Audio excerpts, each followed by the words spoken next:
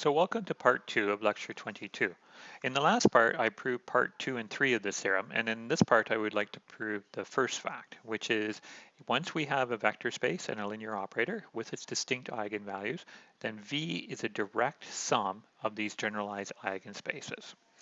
And I'm not going to give all the details. You can find many of the details in the book, but I just want to sketch out the main idea so when you go to the book, you can understand the basic steps of the proof. Now the proof works by induction on the dimension. And if V is just a one-dimensional vector space, then T has an eigenvalue. So T has an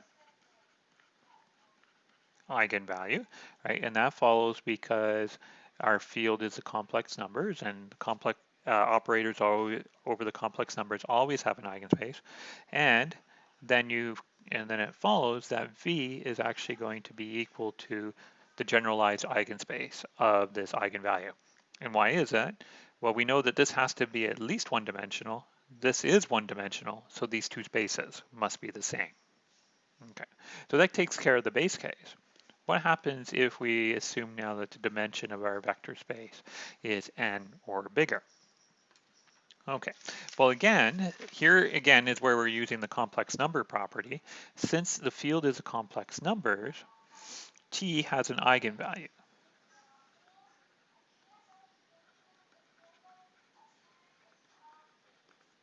And let's call this eigenvalue lambda.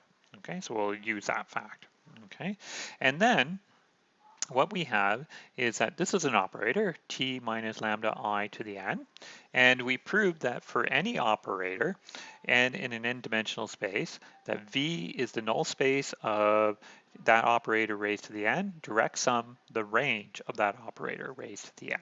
Okay, but now what we want to notice is that this first term here, this is really just a definition of the eigenspace of lambda plus the direct sum of what we'll call U. Okay, so U will be the range, and this is the null space.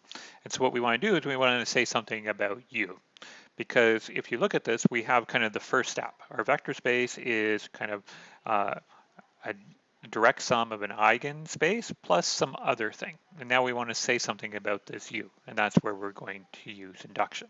Okay, so this is where we'll use induction. So now the dimension of this space has to be U, greater than or equal to 1, right? And, oh, sorry, wrong inequality right here. This space has to be strictly less than n, and why is that? And that's because the dimension of the eigenspace has to be greater than or equal to 1. So we know that this part right here is at least one-dimensional. This thing is n-dimensional, so this thing has to be strictly less than n, dimension n. We also know that T is invariant on this space right here by the lemma before the theorem, since we can write U as the range of a polynomial, right? Because it's equal to the range of the polynomial Pt, where we're taking the polynomial Pz to be z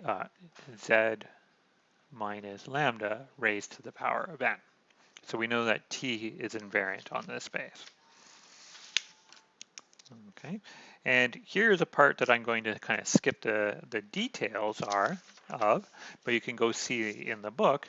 We want to say that the eigenvalues of the operator restricted to the U part are the leftover eigenvalues, right? Are lambda 2 up to lambda n. Okay, and now I just realized I should go back and kind of add some correction here, because this is an eigenvalue, and let's say it's the first eigenvalue, so let's call it lambda 1. We'll put all these lambda 1s in there. Okay, just so that it's clear here that what we're doing by induction. Okay, so that should be lambda 1, lambda 1. Okay, and so we have the other eigenvalues are lambda 2 to lambda n. So let's kind of take stock of where we are. We have U is a vector space of dimension less than n. We have its eigenvalues. we have that this is invariant on this space U. So this is an operator on the vector space U, and we can apply induction to it.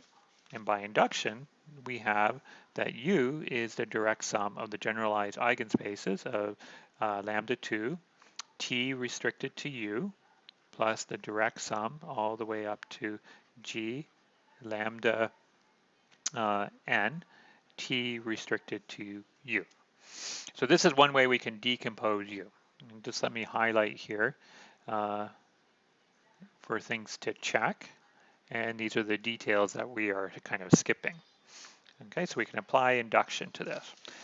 And now there's one thing that we have to go forward to do is we now need to show that each of our eigenspaces of the original space of operator is equal to the generalized eigenspace of the operator restricted to U. Okay, so this is again kind of where the details are skipped, but you can find them in the textbook. Okay, so let's kind of take stock, and we're almost there at the end of the proof. All right, so we showed that we take V, we can break off a generalized eigenspace plus some vector space U, and then by induction, we had U is equal to this term right here.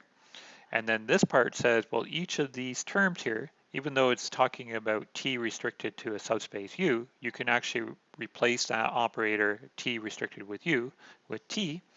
So you get all these substitutions give you the eigenspace of lambda 1 plus the eigenspace of lambda 2 all the way down to the eigenspace of lambda n T. Okay, so there we go. And that's exactly what we wanted to prove. And as I said, they're like two places where I just kind of skip the details, but you can find all of them inside of the textbook. Okay. Just kind of as a nice corollary here, what we get is that suppose that we have a complex numbers and an operator, then there is a basis consisting of generalized eigenvectors. So in some sense, this corollary fixes the problem that we were worried about at the beginning, all right? Because you may not have had enough eigenvectors to make a basis, but you have enough generalized eigenvectors. And the proof just follows from the fact that we have that V is the direct sum of these generalized eigenspaces. And what you now do is you take the basis for the first part, the basis for the second part, and so on, and then you get a basis for all of the vector space, right? So we combine the bases of, excuse me, of the individual GIs to form a basis of V. So that's how that works. Okay, so that's kind of a nice result and kind of fixes the thing that we were worried about at the beginning. Okay.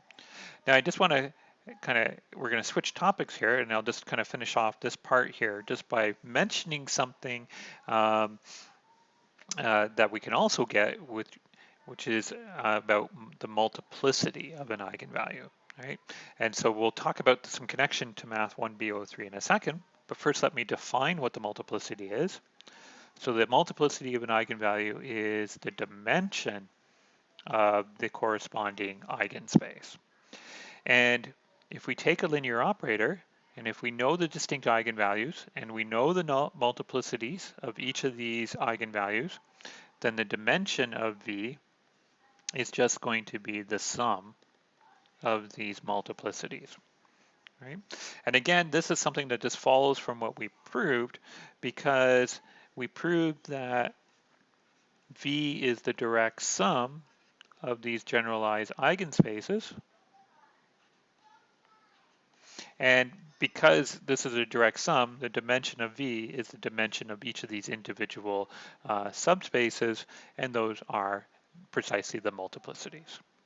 Okay, so this kind of tells you some nice things about this way of decomposing V as a direct sum of generalized eigenspaces. I want to mention a little bit more about multiplicity in the next part.